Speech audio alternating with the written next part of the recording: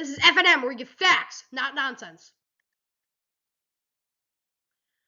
Okay, so our storyline for today, President Biden has instructed aides to fire up the attacks on Donald Trump. This has come after Donald Trump has been awarded 2 losses in lawsuits over the past week where he has lost upwards of $435 million in relation to inflating his assets and defamation.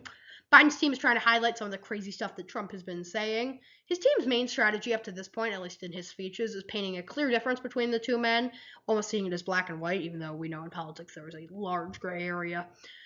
Biden aides are starting to feel that people are starting to forget about the crazy parts of Trump's presidency, that they'll only remember the insurrection.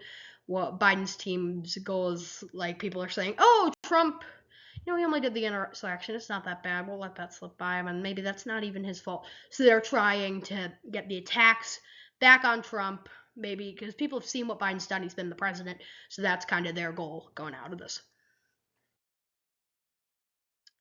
All right, election 2024. We've got 4 days till the next primary in South Carolina. Republican South Carolina primary polling in the top left. Nikki Haley, to be fair, has clawed back about 7% of the vote over the last week or so in terms of polling. She's had a couple, I guess, positive polls for her, showing her almost up to 40% support, but it's not looking great. In the light of Russian activist and Vladimir Putin critic Alexei Navalny's death on Thursday in a Russian prison, Donald Trump compared himself to Navalny, saying the adversity Navalny faced could be similar to him. Trump, however, did not criticize Putin as most people have been doing.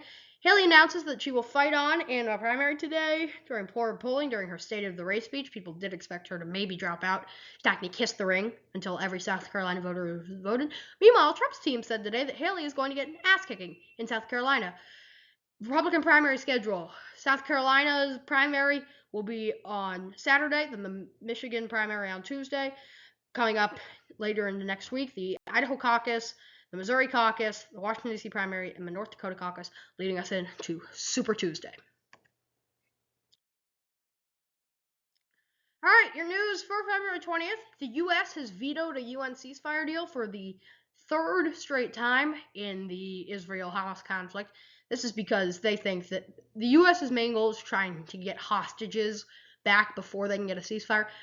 What the U.S. foreign policy's standpoint was, they did this because it thought that they would have jeopardized a hostage release deal of their own they're trying to advance. For stocks, the Dow was down 64.19 or 0.17%. NASDAQ was down almost a full percent, 144.87, and the S&P was down about 30 points or 0.6%. All right, U.S. temperatures and then some New England snow. So today's forecast, generally it was pretty average day, a bit warm down in the south, broke 80 down in places like Lubbock, Texas, but besides that, pretty average day. I was skiing up here in Vermont, so my face is so windburned. I think it was like -2 start of the day, climbed up into the 20s, so that was nice. As far as forecast, more of the same, bit more heat, kind of pushing down into the south. It'll remain the same for you in the north, but especially out in the west where they're getting whipped by an atmospheric river that is coming through. And then the only graph that I could really find was some snowfall for Friday.